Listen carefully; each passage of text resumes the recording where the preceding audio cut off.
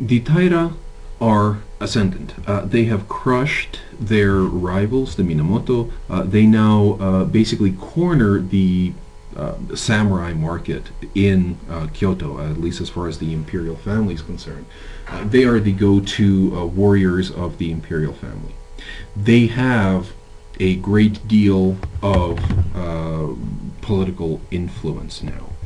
They increasingly start to curb the power of their competitors, the ones that remain anyway. They war against pirates, for example. There is a region of Japan called the Inland Sea. It is, let's back up. It is right here, this area. Very calm waters, very convenient to get around by ship. In fact, most travel in Japan, certainly with cargo at this point, was still done by ship. Very convenient here, lots of little coves and lots of ports, and a complete den of pirates. It was very easy for people to find an isolated cove and set up shop there. The imperial family sends the Taira to root these people out, these pirates. The Taira do this. They are also sent against some Buddhist monasteries. Buddhist monasteries are military powers in their own right. At least many of them are. The biggest ones are. Buddhist monasteries employed samurai just like any aristocrat.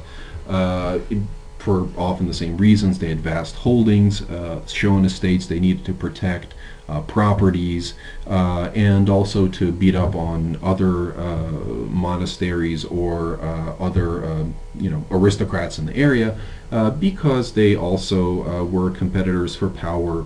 They competed for control over villages. Buddhist monasteries never really fought each other, well, didn't really fight each other so much for ideological differences. This is different in Japanese history than in, say, the religious history of the West, where you really have different religious traditions going to battle because, well, you're going to hell, no, you're going to hell. Buddhist monasteries were happy to send forces against each other, but these were for secular, these were for reasons of access to power, essentially. And they were a challenge to the Taira, and so the Taira sent their armies to suppress them. Taira at this point are still led by Kiyomori, who is maturing and becoming a very effective leader, patriarch of this vast and powerful family, and the Taira find themselves rewarded. Land, lots of land. Especially in the west, especially in the region of the Inland Sea, where those pirate dens were cleaned out. The Taira essentially took over that area from the pirates. The commerce was very, very important to the Taira. Their control of western Japan allowed them to control trade with China, for example. Many luxury goods, many religious scriptures, many religious goods, relics, things like that, came into Japan from China through Kyushu, and the Taira controlled that trade. They thought that it was so important that when Taira no Kiyomori restored a shrine to the god of commerce in western Japan, Itsukushima, in what is now Hiroshima City, this shrine, he put so much money into this, it became a centerpiece of the Taira clan image. This god of commerce was very important to them. By the way, Itsukushima is that shrine that you may have heard about with the Tori gate, the sacred gate of traditional Japanese shrines, where it is out in the water.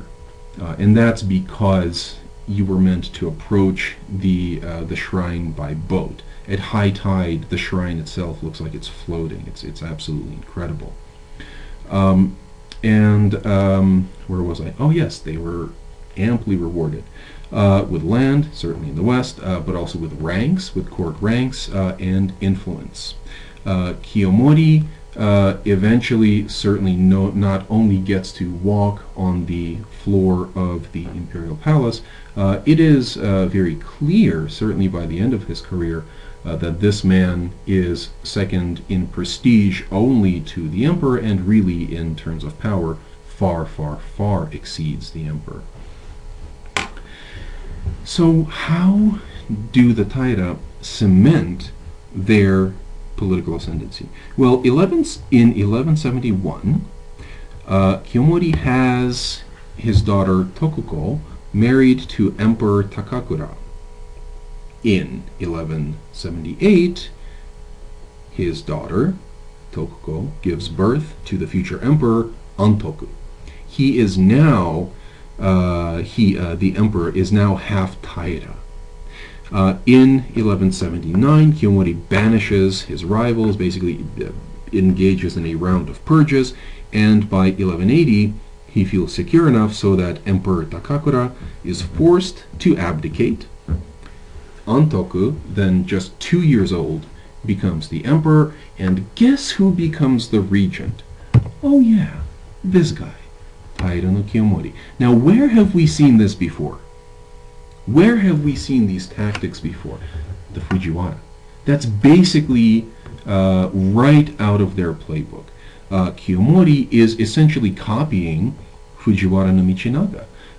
You become the grandson of the emperor, and then the world is your oyster. In that way, the Taira were very, very traditional. But in another way, oh, and here's their crest, by the way. This is a butterfly. Very, very interesting looking butterfly. But in another way, the Taira were very untraditional. And that is, they were samurai who gained control of the government. That's not how things were supposed to work. Samurai were the below-the-floor people, and now, all of a sudden, they have amassed so many successes behind them on the battlefield, and that is translated into political capital, that really, who can deny them anything? Taira no Kiyomori, by 1180, is at the height of his power.